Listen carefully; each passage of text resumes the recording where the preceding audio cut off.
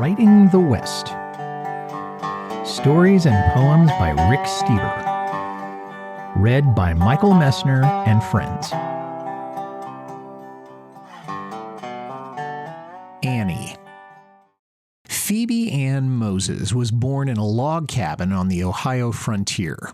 Her sisters called her Annie. When Annie was 6, her father died, and Annie helped put food on the table by trapping and shooting small game animals. She was sent away to live with another family, returning home when she was 13 to find her mother still suffering financially and about to lose the family farm. Annie used her father's old Kentucky rifle to hunt game that she sold to hotels and restaurants in northern Ohio.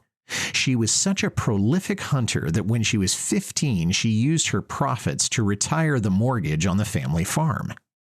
Annie once paid $50 to enter a shooting contest against the famous marksman Frank Butler. Frank laughed when he learned that a young woman would be his competition. In 25 shots, Annie never missed. Frank missed once.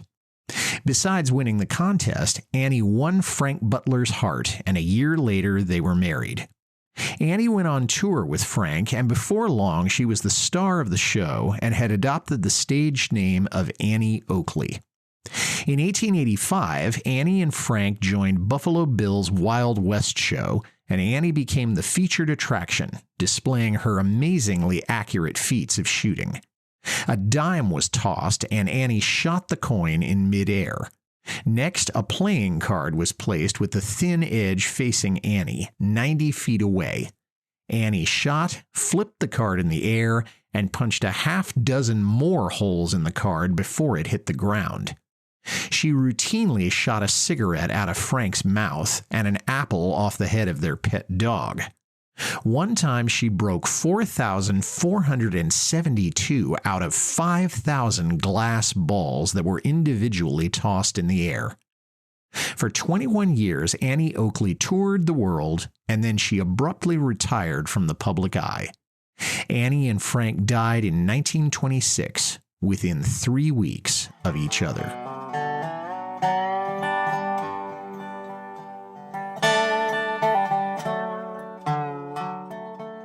Indian silver. Prospector Sam Conger stumbled upon a camp of Arapahos, and what intrigued him was that all the natives wore shiny silver ornaments.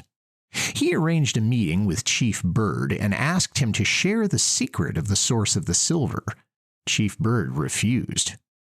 Learning that the chief had a daughter, Mourning Dove, Sam decided to court her. He told her fantastic stories about life in the white man's world, railroads, ships with billowing sails, talking wire of the telegraph, great cities where women rode in carriages, wore flowing dresses, and carried parasols to protect them from the weather. Sam promised, "Take me to the silver, and I will marry you and show you everything I have told you." Mourning Dove made her way to the rendezvous, but she was intercepted by her father and sent back to the teepee. Chief Bird continued to the meeting ground and reproached Sam, telling him the silver belonged only to the Arapahos and that he should look no more for it. In time, the Arapaho were removed and placed on a distant reservation.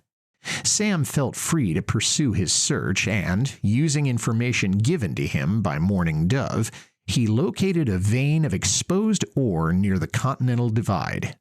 In the ensuing years, his mine, the Caribou, produced $8 million worth of silver.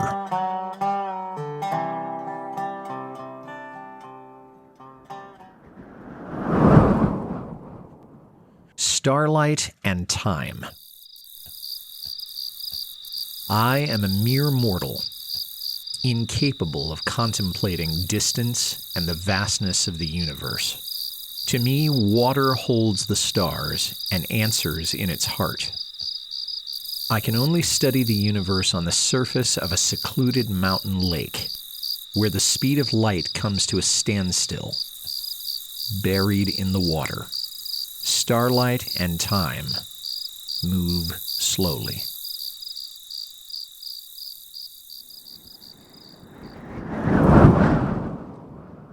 The Crossing.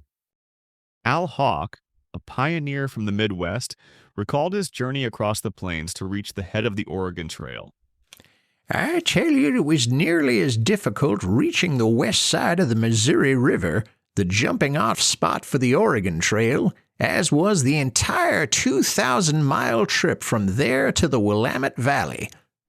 To begin with, our journey through Indiana and Illinois was not pleasant, the weather being cold and snow plentiful.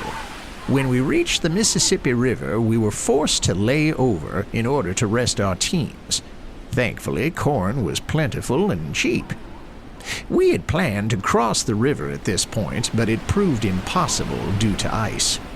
We made the decision to travel downstream, but our progress was slow on account of the river being high. We were constantly forced to skirt around marshy spots.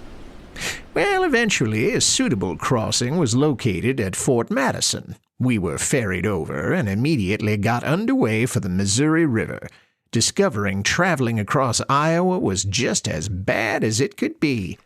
It was hard wheeling on account of the mud, and very tiresome walking because the mud stuck to our shoes.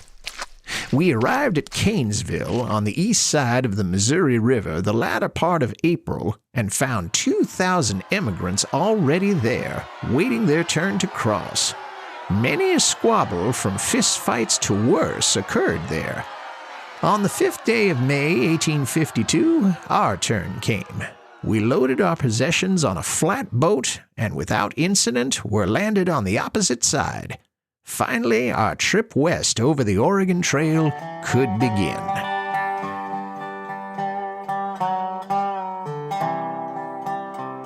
Narrow escape.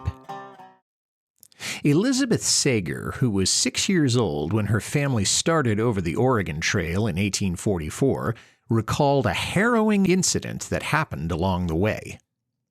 I couldn't rightly say where we were at the time, except to tell you as dry could be. One morning, a friend of mine, Elvira Edis, suggested we take a walk to get ahead of the wagon train and out of the dust. We were hoping to find water. We had hiked maybe a mile, and finding no water and no prospects of water, Elvira suggested we turn up a little draw. She said, "See those trees? I bet there's a spring there. We can have a drink and catch the wagons before they cross over the hill." Off we went, but upon reaching the cluster of trees, much to our disappointment, there was no water. We kept climbing, and soon we were lost and walked for hours in the heat of the burning sun. I was afraid we might be left to wander aimlessly until we die. It was a terrible, terrible feeling to be lost like that. We stumbled on, and finally, topping a little rise, way off in the distance could be seen canvas covers. A more beautiful sight my eyes have never witnessed. We forgot our fatigue and ran forward until at last we came to the wagons. I called to my brother who was driving the team to help me up, but he told me I had to wait until we got back to the top of the hill. That was too much for me. I sank down in the sand beside the road and began to cry. Brother relented, lifted me into the wagon, and we continued on. Never again did I wander from the wagons. You've been listening to Writing the West. The stories and poetry in this podcast are by Rick Steber and appear in books by him. Log on to www.ricksteberauthor.com to find out more. This program was produced by Michael Messner by permission of the author. Special thanks to Michael Tucker, Rachel Pulliam, and Art Shingler. Thank you for listening.